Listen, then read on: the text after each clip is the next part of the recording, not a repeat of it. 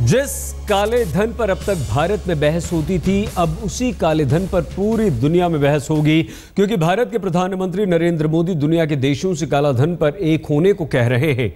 आज चीन, ब्राजील, रूस, दक्षिण अफ्रीका के सामने यह मुद्दा उठा है और कल दुनिया की 20 सबसे बड़ी अर्थव्यवस्था वाली शक्तियों यानी कि उन देशों के सामने यह मुद्दा उठ सकता है। लेकिन बड़ा सवाल यह है कि क्या दुनिया के देश काले धन पर मोदी की बात सुनेंगे? हिंदुस्तान में हंगामा मचाने के बाद अब विदेश में भी भारत के काले धन का मुद्दा गूंजने लगा है। पहली बार प्रधानमंत्री नरेंद्र मोदी ने काले धन का मुद्दा विदेशी मंच पर उठा दिया है। इसकी शुरुआत आज ब्रिक्स देशों के राष्ट्राध्यक्षों के साथ प्रधानमंत्री मोदी की मुलाकात से शुरू हुई। He also paid quite a lot of emphasis on the issue of unaccounted money which is kept abroad, and he felt that its repatriation was a key priority for his government, given that it also has not only economic implications but also security related implications and challenges. प्रधानमंत्री की पहल पर चीनी राष्ट्रपति Xi Jinping और रूस के राष्ट्रपति व्लादिमीर पुतिन, दक्षिण अफ्रीका के राष्ट्रपति जैकब जुमा और ब्राजील की राष्ट्रपति डिल्मा रोसेफ का रुख काफी सकारात्मक था। भारत में काले धन की वापसी का मुद्दा बहुत बड़ा है, इसीलिए कल प्रधानमंत्री मोदी G20 में अपने संबोधन में भी इसका जिक्र कर सकते हैं। And I'm certain when he is going to address tomorrow, if there are issues on his address which are falling under the themes like these, those will also be repeated and addressed to the G20. एक तरफ विदेश में मोदी काले धन का मुद्दा उठा रहे हैं, तो वहीं देश में विपक्ष का मानना है कि काले धन पर मोदी सरकार कुछ नहीं कर रही। सारा काला धन लाकर और जैसा कि उन्होंने वादा किया है कि हर खाते में 3 लाख रुपए जमा कराएंगे, हम उस दिन का इंतजार करेंगे। काले धन के मुद्दे पर जो आरोप कांग्रेस लगा रही है, कुछ वही आरोप 7 महीने पहले बीजेपी कांग्रेस की सरकार पर लगाती थी। लेकिन ये बात भी सच है कि आज से पहले किसी पीएम ने विदेश में काले धन का मुद्दा नहीं उठाया।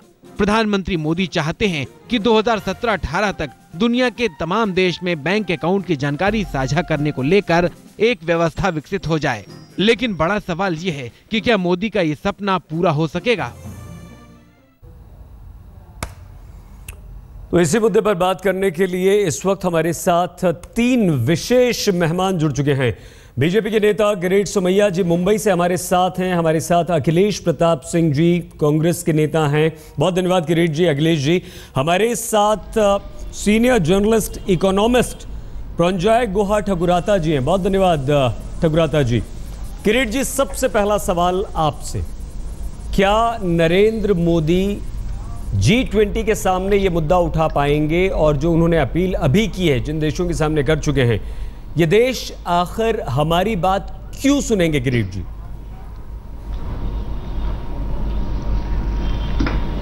ऐसा देखो, ब्रिक्स में वास्तव में नरेंद्र मोदी ने यह विषय उठा लिया। उसके पहले आपको ध्यान में है कि 2 छोटे छोटे आइलैंड के साथ में आज ही यानी 2 दिन पहले ही हमारे देश ने जो जिसको हम टैक्स हेवन कहते हैं, वो टैक्स हेवन के साथ में आज ही समझौता किया। G20 में आपको ध्यान में होगा कि जो OECD है, वो ये OECD इन अ वे ये जो डेवलप या डेवलपिंग फास्ट डेवलपिंग जो इकोनॉमीज है, उन्हीं का प्लेटफॉर्म है। और OECD में यह विषय लगातार आता रहा है। वास्तव में ये इंटरनेशनल प्लेटफॉर्म पर एक सभी का एक समान एक्शन प्लान बन जाता है, तो सभी देशों को फायदा होगा। और नरेंद्र मोदी जैसा व्यक्ति, नेता अगर इनिशिएटिव लेता है, तो मुझे विश्वास है बाकी देश भी उनको सहयोग करेंगे। किरीट जी, हम प्रंजय जी से इस बारे में जरूर सवाल पूछेंगे आपकी इस बात का, क्योंकि 80% व्यापार इन्हीं G20 देशों के साथ हमारा होता है और वहां की अर्थव्यवस्था में हमारी अर्थव्यवस्था में बहुत फर्क है। वहां तो टैक्स फ्री कर दिया जाता है, हम शायद नहीं करते हैं। फिलहाल अखिलेश जी, क्या आपको लगता है कि प्रधानमंत्री नरेंद्र मोदी का G20 देशों में ये मुद्दा उठाने का जो इरादा है वो एक नेक कदम है? थोड़ा सा मुझे समय दीजिएगा। सबसे पहले आपके जो स्टोरी आई उसमें कहा गया कि इसके पहले किसी प्रधानमंत्री ने जो G20 देशों में ये मुद्दा नहीं उठाया, गलत उठाया, जानकारी नहीं है। 2012 में ये मुद्दा उठाया गया, एजेंडे में आया, उसमें ये निर्णय हुआ कि हम इस पे काम करेंगे। 2014 तक इसका 2 साल में इसका हम रूल एक बायलॉज रूल बनाएंगे और 2017 तक हम ये सारे देश मिल करके एक राय मशविरा करके इसको लागू करेंगे। 2013 में मॉस्को में जो हुई थी G7 की बैठक, उसमें भी जो एक प्रस्तावना पास होता, उसमें भी इसी बात को फिर आगे बढ़ाया गया है। तो ये कहना कि माननीय मोदी जी कर रहे हैं या पहली बार किया, ये तथ्य से परे है। दूसरी बात, अभी किरीट जी गिना रहे थे, उस तरह की तो ट्रीटी हम 52 कंट्रियों से कर चुके हैं और बहुत पैसे भी विदेश से ला चुके हैं। प्रश्न यहां ये है कि आपने कहा था 87.8 लाख करोड़ रुपए विदेश में है, हर परिवार को 15 लाख देंगे, इस देश को उतने से मतलब है, और कहा था 100 दिन में लाएंगे। लाके दिखाइए। अभी तक जो आपकी हरकत थी, 3 बार सुप्रीम कोर्ट के डांट के बाद तो आप उसको बताते हैं, उसके पहले तो आप राजी भी नहीं थे कुछ कहने या बताने को और इसकी जांच आगे बढ़ाने को। तो हमें तो नहीं लगता कि बीजेपी की कुछ सीरियसनेस है। आज तक कोई भी ऐसे कदम नहीं उठाई है सुप्रीम कोर्ट के डांट डपट के बाद भी, चाहे एसआईटी बनी हो, चाहे उन्होंने सुप्रीम कोर्ट में 2 हलफनामे इसके अगेंस्ट दिए थे। आगे भी सुनेंगे, लेकिन आपने कहा कि ये पहले भी हुआ है, लेकिन पिछले ब्रिक्स सम्मेलन में उस वक्त के प्रधानमंत्री मनमोहन सिंह जी के क्या शब्द थे, यह हम आपको बता सकते हैं। लेकिन क्या आपको लगता है तब उन्होंने बहुत मजबूती के साथ इस मुद्दे को उठाया था?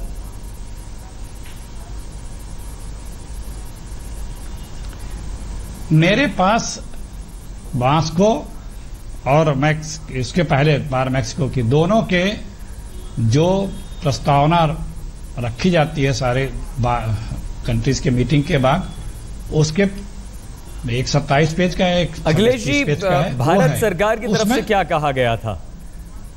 क्योंकि आपको जानकारी, इसलिए हम चाहते हैं कि हम लोगों को पता चले वो बात। हाँ, भारत सरकार ने ये मुद्दा उठाया था और ये बताया था कि जो टैक्सेशन चोरी होती है उसको इतना क्लियर बनाया जाए, और जो ब्लैक मनी एक दूसरे देश, हमारे देशों में है, बगल और देशों में, ये हमारे लिए टेररिज्म का भी खतरा है। ये भी मुद्दा है। कहिए तो हम पॉइंट भी बता सकते हैं किस पॉइंट पे है ये, जो अभी मॉस्को वाले में कि उससे टेररिस्ट से जोड़ा, सब कुछ जोड़ा था, और ये सब प्रस्ताव पास हुए हैं उसमें। और मनमोहन सिंह ने इस बात को बाकायदा मजबूती से उठाया था। और आपको बताऊं, करीब 35,000 करोड़ 15,000 अकाउंट 9,000 अकाउंट तो बाहर के जांच हुई थी हमारे वित्त मंत्रालय प्रणब मुखर्जी थे उनके रिजीम में, और 15,000 अकाउंट हिंदुस्तान में जांच हुई थी। दोनों अकाउंटों से मिला करके करीब 40,000 करोड़ ब्लैक मनी हिंदुस्तान आ भी चुका था, जिसमें 33,000 कुछ करोड़ रुपए वो विदेशी खातों से आया था। तो बहुत से कंट्रीज ने हमको सपोर्ट किया था, हमने एग्रीमेंट भी किया और हम पैसे भी लाए। अखिलेश जी की बात भी सुनी आपने, किरीट सोमैया जी की बात भी सुनी। क्या लगता है आपको लगता है कि कांग्रेस के कार्यकाल में ये मुद्दा आगे बढ़ चुका था, काम उस पर काफी हो चुका था, और नरेंद्र मोदी जो करने जा रहे हैं उस पर दुनिया के देश हमारा साथ देंगे? प्रणजॉय जी। प्रणब मुखर्जी वित्त मंत्री जब थे, जो भाषा इस्तेमाल किया, चिदम्बरम जी जो भाषा इस्तेमाल किया, आज अरुण जेटली वही भाषा इस्तेमाल कर रहे हैं। जो 8 साल पहले मनमोहन सिंह जी ने भाषा इस्तेमाल किया G20 समिट में, आज वही भाषा नरेंद्र मोदी इस्तेमाल कर रहे हैं। चुनाव के पहले बहुत कुछ वादा किया था कि ये सारे काले धन वापस आ जाएंगे, हर परिवार को 15 लाख रुपया मिलेगा। मेरा नहीं लग रहा है हर परिवार को 1 रुपया भी मिलेगा। मैं आपको सब लिखित रूप में अभी दे सकता हूं। क्यों? पहला मुद्दा यह है कि हमारे देश में जितना काले धन है 90% यह देश में ही है। कुछ एक छोटा सा हिस्सा विदेश में है, और वो जो विदेश गया उसका भी एक हिस्सा सफेद होके वापस आ गए भारतवर्ष में। और ये भ्रम फैलाने के लिए भारत सरकार बार बार डबल टैक्सेशन अवॉइडेंस ट्रीटीज की बात कर रहे हैं। किरीट सोमैया जी कुछ दिन अभी बताया कि 2 छोटे देशों के साथ, टैक्स हेवन्स के साथ हमारे ऐसे डबल टैक्सेशन अवॉइडेंस ट्रीटीज हुआ। भारत सरकार का 90 से ज्यादा देशों के साथ DTATs है, मगर ये तो मुद्दा नहीं है। अगर आप 2 देश में आप कारोबार कर रहे हैं, जी महत्वपूर्ण मुद्दा यहाँ पर प्रॉन्जॉय जी ने उठा दिया है और उन्होंने ये भी माना कि कोई नई बात नरेंद्र मोदी ने नहीं की है। क्या कहेंगे आप?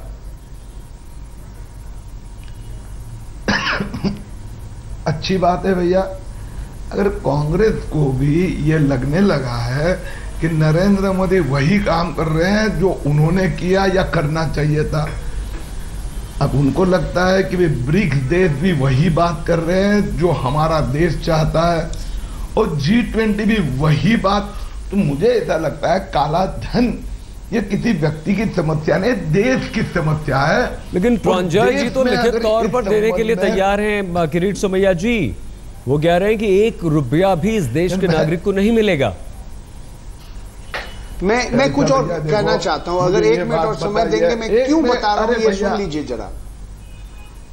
अरे मेरे भाई, अगर मनमोहन सिंह ने 8 साल पहले अगर ये बिंदु G20 में उठाया था, मैं आपको ये सवाल नहीं पूछूंगा कि 8 साल क्या किया, ये नहीं पूछूंगा, क्योंकि इस विषय में अगर हमारा एक मत होता है। और आज जो मैंने कहा कि कौन से कंट्री के साथ में समझौता हुआ, आप जानते हो, Saint Kitts island, one of the most in a way notorious tax haven, उनके साथ समझौता हुआ। मैं तो आपका भी सुझाव और समर्थन चाहते हैं। भारतीय जनता पार्टी ये जरा भी नहीं मानती है कदापि कि हम ही सब कर सकेंगे। आपने किया था ना, ठीक है ना भैया, ब्लैक मनी जनरेशन भी, क्योंकि 60 साल आप सत्ता में थी तो जनरेशन भी हुआ और उसके संबंध में बीच बीच में बात भी आप करते थे, G20 से लेके मंजूर है। लेकिन हम चाहते हैं, हमने तो मानते हैं यहाँ पर किरीट सोमैया जी की अच्छी बात है। अगर कांग्रेस ने भी ये मुद्दा उठाया था, कांग्रेस ने भी पहल की थी, कांग्रेस भी कालाधन वापस लाने में कामयाब रही थी, जो कि अखिलेश प्रताप सिंह जी यहाँ पर कहा। तो किरीट सोमैया जी, अखिलेश प्रताप सिंह जी और प्रॉन्जॉय गुहा ठकुराता जी हमारे साथ। लेकिन बड़ा सवाल यहाँ पर प्रॉन्जॉय जी ने उठा दिया है, वो ये कि देश में जो कालाधन है वो क्या, उसके बारे में बात क्यों नहीं होती। G20 का जो कुल विश्व व्यापार में प्रतिशत है वो 80% है और इन देशों की आबादी 2/3 है और इनसे सहयोग चाहते हैं प्रधानमंत्री नरेंद्र मोदी काले धन को वापस लाने के लिए। किरीट सोमैया जी हमारे साथ हैं, अखिलेश प्रताप सिंह जी हैं और प्रॉन्जॉय गुहा ठकुराता जी। ठकुराता जी, आप कुछ पूछना चाह रहे थे किरीट सोमैया से, पूछिए प्लीज। देखिए, मैं कहना चाहता हूं कि ये जो काले धन का जो समस्या है ये हमारे देश के अंदर है। मैं ये नहीं कहना चाहता हूं कि विदेश में कुछ भारतीय विदेश में काला धन लेके गए हैं गैर कानूनी तरफ से। ये सरकार थोड़ा बहुत कानून अगर बदलने चाहते हैं, किरीट सोमैया जी बहुत अच्छी तरह से समझते हैं, पार्टिसिपेटरी नोट, P नोट्स बंद कर दीजिए स्टॉक मार्केट में, क्योंकि ए कंपनी की मालिकाना B कंपनी है, उसको नियंत्रण करने C कंपनी और C कंपनी D कंपनी के साथ है। तो शेयर बाजार में ऐसे काला धन आ रहा है, अगर सरकार कुछ करने चाहते हैं। दूसरी बात है, ये इतना चिल्ला चिल्ली क्यों हो रहा है? ये जो नाम अभी सुप्रीम कोर्ट में पेश किया गया सरकार, ये 3 महीना पहले SIT को दिया था। ये 3 साल पहले भारत में आ गए थे फ्रेंच गवर्नमेंट सरकार के एक प्रतिनिधि ने। आप क्या समझते हैं अभी भी वो पैसा है बैंक अकाउंट में? वो खाली हो गया जी। इसके सवाल और इस बात का किरीट जी जवाब दीजिए प्लीज। अब ये मेरे से ज्यादा उनको ज्यादा पता होगा कि पैसा है या निकल गया, क्योंकि हमारा तो वैसे कोई संबंध है नहीं भैया, इसलिए इनकी जानकारी ज्यादा उचित होगी। लेकिन मैं एक बात जरूर कहना चाहूंगा कि देखो, नरेंद्र मोदी ने इनिशिएटिव लिया अंतर्राष्ट्रीय लेवल पर। सुप्रीम कोर्ट ने जो SIT की बात की थी, आपकी नजर के सामने है कि SIT की रचना हो गई। SIT को हमने ये भी कहा internal generation of black money रोका कैसे जाए, वह भी आप जानकारी दीजिए। और SIT में कौन है भैया? 2 सुप्रीम कोर्ट के रिटायर्ड जज और बाकी सभी डायरेक्टर, सभी विभिन्न विभागों के जो प्रमुख है, रिजर्व बैंक के डेप्यूटी गवर्नर, और वो अपना रिपोर्ट डायरेक्ट सुप्रीम कोर्ट को देगी, हम उसका एग्जीक्यूशन करेंगे। दूसरी बात मैं आपको कह दूं कि जो पार्लियामेंट की फाइनेंस कमेटी है, जिसके अध्यक्ष कांग्रेस के नेता है, वह भी ये विषय लेके आगे बढ़ी है। आपने पीएन रूट वाली बात कही, सही है। जो पार्टिसिपेटरी नोट का दुरुपयोग हो रहा है, मैं स्वयं एसआईटी को, सरकार को और ये जो पार्लियामेंट की स्टैंडिंग कमेटी है उसमें ये विषय उठाएंगे। हम तो पार्लियामेंट्री कमेटी चेयरमैन से मैं विनती करूंगा कि जनता को भी हम बुला सकते हैं, आप लोगों का भी जो भी ओपिनियन आएगा, लेकिन मैं तो एक ही अपील करूंगा, अरे जंग आपने छेड़ी है, मैंने छेड़ी, ये ब्लैक मनी खत्म करके। किरीट जी, हमें यहाँ रुकना होगा कुछ देर के लिए। हम कुछ देर में लौटेंगे तो आपसे ये पूछेंगे जरूर कि नरेंद्र मोदी जो काम मनमोहन सिंह नहीं कर पाए उसको आखिर कैसे करेंगे, और अखिलेश जी से हम ये जरूर पूछेंगे कि आखिर मनमोहन सिंह इस काम को क्यों नहीं कर पाए। प्रधानमंत्री नरेंद्र मोदी का मिशन काला धन क्या पूरा होगा? देश का हर नागरिक ये चाहता है कि विदेशों में जमा काला धन वापस आए, हमारे देश को उससे फायदा हो।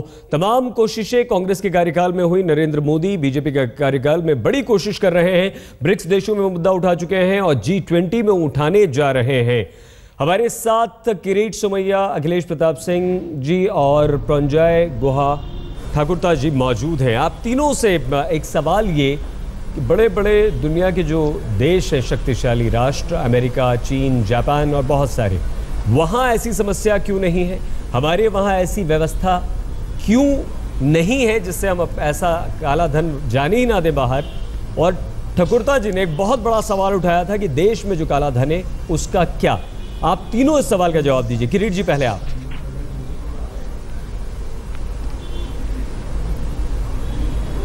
हेलो अखिलेश जी, क्या आप आवाज सुन पाए? किरीट जी तक लगता है आवाज पहुंच नहीं पाई है हमारी। हेलो, हाँ आवाज आ रही है आपकी? जी बताइए। मैं बोलूं? प्लीज बोलिए। देखिए, ऐसा नहीं है जो आप कह रहे हैं।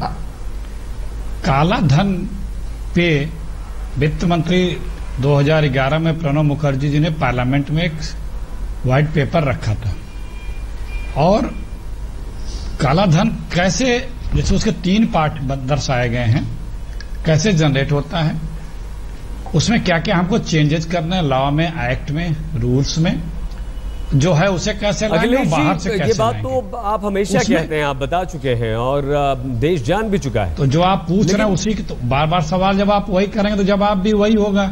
सवाल तो हमारा बिल्कुल अलग है कि दूसरे देशों में समस्या क्यों नहीं है, हमारे देश में क्यों है? मैं वही कह रहा हूं ना कि हमारे देश का जो टैक्सेशन व्यवस्था थी उसमें कई कमियां थी जिसे चेंज करने की आवश्यकता थी, जो चेंज किया गया था। और पिछले रिजीम में बदलने की कभी कोशिश की एक दर्जन जी हाँ चेंज किया था। जैसे मैं आपको सुना सकता हूं, डायरेक्ट टैक्सेशन एक्ट क्या किया था, ये prevention of money laundering act, prevention of benami transaction, public procurement bill, prevention of bribery foreign public, इस तरह से करीब 14-15 बिल हैं जिसमें लोकपाल भी और तमाम और चीजें हैं, जिससे इन और तमाम एक्टों में परिवर्तन किया गया था, डिपार्टमेंटल एक्टों में, जिससे काला धन जनरेट, ब्लैक मनी जनरेट न होने पावे। और उसका असर भी दिखा है पिछले 1-1.5-2 सालों में। और जो एक शब्द और आपने कहा कि मनमोहन सिंह कामयाब नहीं हो पाए, ये गलत है, कृपया न कहा करें। मैंने आपको गिनाया, पार्लियामेंट में वित्त मंत्री जी बता चुके हैं कितने लाख करोड़ रुपए, 1000 करोड़ रुपए हिंदुस्तान में ब्लैक मनी आया है। मैंने अभी दोबारा दोहराने की आवश्यकता नहीं, मैंने गिनाया था, उन्होंने अपने इकोनॉमिक एडिटरों के साथ भी बताया था। तो प्रयास जारी है, उसी प्रयास के तहत तमाम कंट्री से एग्रीमेंट भी हुए हैं। लेकिन हम मोदी जी के कृत्यों के आधार पे हमें बहस नहीं करनी है, हमें वो परिणाम चाहिए। क्यों? इस बात को मोदी जी भी जान गए हैं कि जनता इनसे यकीन उठा चुकी है, तभी रेडियो पे संबोधन पे इन्होंने कहा मुझ पे आप यकीन रखिए। हम यकीन रखने को तैयार हैं, लेकिन आप कुछ कदम तो दिखावें। ठीक है, आपको विश्वास नहीं है नरेंद्र मोदी पर, लेकिन 60 साल अखिलेश जी लग गए, काम आपने जरूर किया टैक्स पॉलिसी को समझने में, और तब आपने जाकर उसे बदला। किरीट सोमैया जी, तो हम बड़ा प्रयास कर रहे हैं। नरेंद्र मोदी जी क्या प्रयास कर रहे हैं? उनके प्रयास जो है उससे अखिलेश जी बिल्कुल सहमत नहीं है। मैं कह रहा हूं परिणाम। मैं एक बार कहना चाहूंगा कि नरेंद्र मोदी ने एग्रेसिव दो चीज, इंटरनल जो जनरेशन ऑफ ब्लैक मनी है उसको पूरा बंद करने की दृष्टि से हम प्रयास हमने शुरू कर दिए। दूसरा जो काला धन देश में है और विदेश में है उनको बाहर लाना। पता है क्या कदम उठाया? बातें जमाखोरी की बातें नहीं, जमाते बातें नहीं। आप कह रहे हैं कि हम अंदरूनी रोकने की प्रयास किए, क्या प्रयास किए बताएं? अरे भैया मेरे भैया अभी हमें 5 महीने हुए, 55 साल से ना 55 साल हम आपको तारीफ करने को तैयार हैं, इसके बावजूद भी कि अभी 87 लाख करोड़ रुपए आएंगे कि नहीं आएंगे, आप बताएं।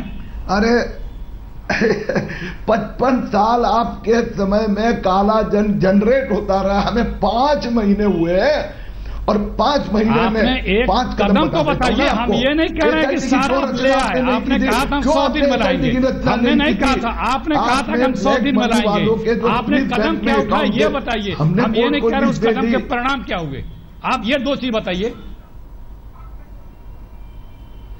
अरे भैया आपका तो प्रमाण मिल गया ना, 55 साल में इतना ब्लैक मनी जनरेट हुआ, ये आपका ही प्रमाण है ना। 55 साल सिर्फ आप लोग बोलते रहिए, आप ही प्रमाण दे रहे हो ना, कर रहे हैं, बात को घुमा रहे हैं, क्योंकि आपने कुछ किया ही नहीं। आप 55 साल में हम कहां से कहां पहुंचे ये भी दुनिया देख रही है। हम दुनिया की महाशक्ति बने हैं, तीसरी आर्थिक शक्ति बने हैं 55 साल में। जिस देश में सुई नहीं होता था, जिस देश का टोटल पहला बजट 184 करोड़ रुपए का था, आज दुनिया की हम महाशक्ति हैं। मंगल पे हैं, चांद पे हैं और हर फील्ड में 1 नंबर पे गिराना शुरू करेंगे तो अभी। लेकिन आप जो कहे हैं, जो आपने वादा किया था चुनाव में 100 दिन में लाएंगे 87 लाख करोड़, इसका हिसाब दे दें। और क्या कदम उठाया 5 महीने में जो आप कह रहे हैं वो बता दें, वो बस कदम बता दें आप। हम तो चलिए आपके हिसाब से हम गलत ही हैं। अखिलेश जी आपको क्या लगता है, आज किरीट जी को से आप समय मांगना चाहेंगे, कोई समय सीमा मांगना चाहेंगे जो बार बार आप कह रहे हैं? हिसाब से हम गलत हैं, वो कौन से कदम उठाए बता दें। सही किरीट जी बताइए, सवाल पूछ रहे हैं अखिलेश जी आपसे। मैंने पहले ही बात कर दी, SIT की रचना कोई पहले की सरकार ने नहीं की, ये टैक्स हेवन के साथ में समझौता हमने किया। अरे भैया सुप्रीम कोर्ट को तो आपने माना नहीं था। तीसरी बात, G20 से लेके ब्रिक्स के लेते सेंट है जो टैक्स हेवन से, उनके साथ हमने समझौता कर दिया, बातें उठाई और हम आगे लेके जा रहे हैं। 5वीं बात, आप दोनों अपनी अपनी बातें करते हैं। प्रंजॉय गुहा ठाकुराता जी हमारे साथ है। प्रंजॉय जी आप, हाँ जी, आप जरा हमें मौका दीजिए कुछ कहने के लिए। सामने रख दीजिए। एक कदम उठाए हैं, देखिए सच असलियत यह है कि सुप्रीम कोर्ट ने मोदी सरकार को भी टिप्पणी किया, आलोचना किया, धमकी दिया, इसलिए उसके बाद इसका बोला कि नाम दे दो इसके पास, क्यों नहीं नाम दे रहे हो। दूसरी बात है, आपने जो सवाल उठाया, हमारे देश में क्यों इतना काला धन है, हमारा सकल घरेलू उत्पाद की 50% से ज्यादा क्यों ब्लैक मनी है, काला धन है, दूसरे देश में क्यों नहीं है। और मैं जवाब देना चाहता हूं। और ये जो अभी अखिलेश जी ने कहा, हमारे जो कानून है बहुत ही कमजोर है। एक कानून के बाद उन्होंने किया बेनामी संपत्ति। 8 साल पहले आपका सांसद ने ये कानून बनाया, मगर आज तक इसका जो रूल्स होता है अभी तक आया नहीं। विकासशील देश में, विकसित देश में ज्यादा लोग आयकर देते हैं। हमारा देश में 125 करोड़ लोग हैं, इसका 2% लोग भी आयकर नहीं देते हैं। हमारे देश में इतना भ्रष्टाचार है, इतना काला धन है। और समय बताएंगे मोदी जी जो बातचीत कर रहे हैं, ये समय बताएंगे कि सचमुच काला धन विदेश से वापस आएंगे या हमारे देश में जो काला धन, इसमें अंकुश वो लगा पाएंगे कि नहीं। जिस तरीका से हमारा राजनीतिक दल को पैसा मिलता है, जिस तरह से चुनाव लड़ते हैं हमारा राजनेता, किरीट जी आप जवाब नहीं दे पा रहे हैं। देखिए आपने जवाब नहीं दिया, अखिलेश जी की बात का भी आपने जवाब नहीं दिया और ठाकुरता जी ने भी यहाँ पर सवाल उठाए हैं आप पर कई सारे। देखो मैंने आपको बहुत स्पष्ट तौर पर कह दिया कि SIT से लेके सुप्रीम कोर्ट से लेके अंतरराष्ट्रीय पटल तक सब जगह पर सिर्फ 5 महीने, मेरे भाई 5 महीने। ये 55 साल वाले आज 5 महीने वाले को जवाब पूछ रहे, ये सब क्यों उन्होंने नहीं किया था। किरीट जी हम क्या करें, इस देश का आम इंसान क्या करे? वो 55 साल 60 साल कांग्रेस के शासन में इंतजार करता रहे कि हमारा देश सुधरेगा, काला धन वापस आएगा, या हम ये सोच के इस देश का आम नागरिक आज ये सोच के इंतजार करता रहे कि अभी तो 5 महीने हुए हैं, हम 5 साल दें, 10 साल दें या 15 साल दें? क्या करें किरीट जी हम? भाई मैंने ये कहा कि 5 महीने में हमने इतने कदम उठाए। नहीं, आप कितने दिन में ला देंगे? 5 कदम उठाए 5 महीने में। किरीट जी चलिए आप भी टाइम तय कर लीजिए, कितने दिन में ला देंगे? आप ही टाइम तय कर दीजिए, कितने दिन में ला देंगे? कितना टाइम चाहिए आप बता देना। चुनाव के पहले बता दें। वाजपेयी सरकार में 5 साल में मिले थे आपको। ला देंगे। अखिलेश जी सुन लेते हैं किरीट जी की बात। हाँ मैं वही कह रहा हूं, खुद ही समय तय कर दें क्या करना है। किरीट जी, वाजपेयी सरकार के कार्यकाल में क्या काले धन पर कुछ कार्रवाई हुई थी? तब तो 5 महीने नहीं 5 साल थे आपके पास। 6 साल 6 साल लीजिए। है कि वाजपेयी वो वास्तव में जो 5 साल वाजपेयी की सरकार थी, उन्होंने प्रयास किया। 10 साल में, गत 10 साल में इतना काला धन जनरेट पॉलिटिकल करप्शन के कारण पैदा हुआ। 5 महीने में मुझे बताओ बता दें कितने दिन में काला धन ला देंगे? मिली है। यही अपना देखिए, अगर कांग्रेस के कार्यकाल में, कांग्रेस के शासन में ये सब कुछ हुआ है तो इस देश की जनता ने सबक भी कांग्रेस को सिखाया है, और शायद ऐसा सबक कि कांग्रेस खुद हिल गई है, देश से सफाया हो चुका है। हम लौटते हैं, इस चर्चा को आगे बढ़ाएंगे। अखिलेश जी, किरीट जी और ठाकुरता जी हमारे साथ बने हुए हैं। भ्रष्टाचार के अलावा कालाधन भी इन बार लोकसभा के साथ साथ कई राज्यों में हुए चुनावों में एक अहम मुद्दा बना और बीजेपी को जबरदस्त जीत हासिल हुई। मोदी अंतर्राष्ट्रीय स्तर पर एक मिशन काले धन को वापस लाने की चलाने की कोशिश कर रहे हैं। ब्रिक्स के बाद अब G20 में उठाएंगे मुद्दा। हाँ, हमने ये सवाल इस देश की जनता से पूछा कि क्या कामयाब होगा मिशन कालाधन नरेंद्र मोदी का। 88% लोग कहते हैं हाँ, 12% कहते हैं कि नहीं कामयाब होगा। यह हल्ला बोल के हजारों दर्शक हैं, हमारे पास हजारों SMS यहां पर आए जिसमें से 88% कहते हैं कि कामयाब होगा। किरीट सोमैया, अखिलेश प्रताप सिंह, रंजॉय गुहा, ठाकुरता, ये 3 वरिष्ठ मेहमान हमारे साथ हैं। अखिलेश जी, क्यों विश्वास इस देश की जनता का आपसे उठ गया कि हम सिर्फ इस वक्त काले धन की बात कर रहे हैं और मुद्दों पर बात नहीं कर रहे, कि आप शायद उसमें कामयाब नहीं हो पाए और बीजेपी पर विश्वास जता दिया इस देश की जनता ने? अखिलेश जी, क्यों? और वो अभी भी 88% ये कह रहे हैं कि हाँ, नरेंद्र मोदी कामयाब हो पाएंगे। आपका अपना होगा, आपके इस आंकड़े से हम जाने वाले नहीं हैं, ऐसा नहीं है। और चुनावों के नतीजों से अखिलेश जी, चुनाव के नतीजे पे बहुत बहस हो चुकी है। अभी समय रखे तो फिर बहस कर ले। चुनाव के हार जीत सिर्फ एक कारणों से नहीं होती है, बहुत मुद्दों के कारण हार जीत का निर्णय करती है प्रदेश की जनता। लेकिन जो विश्वसनीयता है वो किसी भी कीमत पे बीजेपी की विश्वसनीयता से लाख गुना ज्यादा कांग्रेस की रही है और आगे भी रहेगी।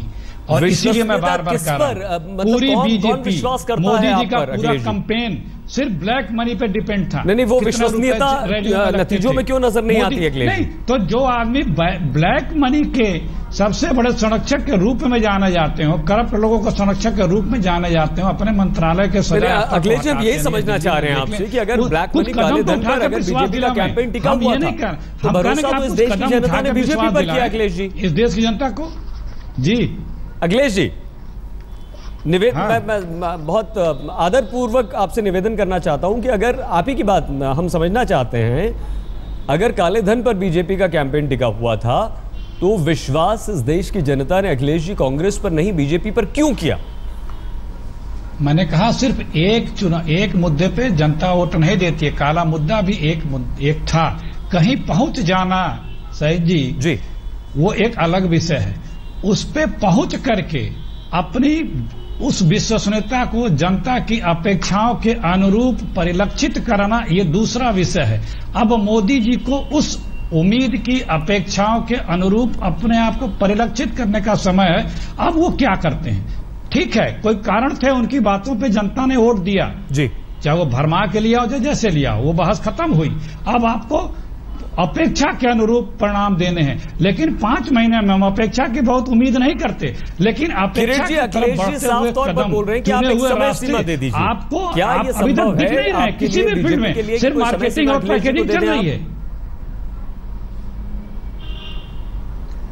सईद जी, मैं कहना चाहता हूं कि समय बताएंगे कि ये आने वाले साल में 5 साल में मोदी जी का सरकार 5 करोड़ कालाधन वापस ले आएंगे या 50 करोड़ या 500 करोड़। बताइए बताइए जल्दी से चाहते हैं, सचमुच अगर वो बताने चाहते हैं, बहुत सारे ऐसे डीटीएस है, वो आप कांग्रेस का भाषा तो इस्तेमाल कर रहे हैं, मुकुल रोहतगी जी वही कर रहे हैं, ये नाम गोपन जल्दी से, जब समय बिल्कुल नहीं है हमारे पास, ये नाम गोपन रहेगा। ठाकुर जी की बात, अखिलेश जी की बात पर क्या कहेंगे आप? बता दीजिए कौन है।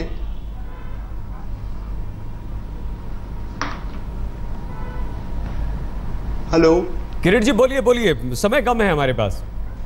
हाँ, मैंने ये कहा कि भैया 100 चूहे खाकर बिल्ली हज को चली आई थी, जो कहावत है ना, दूसरे की निंदा करेंगे, अपनी जिम्मेदारी की बता रहे हैं। हमने जैसे कह दिया कि we are committed to unearth and also to stop the generation of black money. है किरीट जी, बहुत धन्यवाद किरीट जी, अखिलेश जी और ठाकुर जी, बहुत धन्यवाद आप सभी का। हम तुरंत होते हैं हाजिर, बने रहिए हमारे साथ, देखते रहिए आज तक।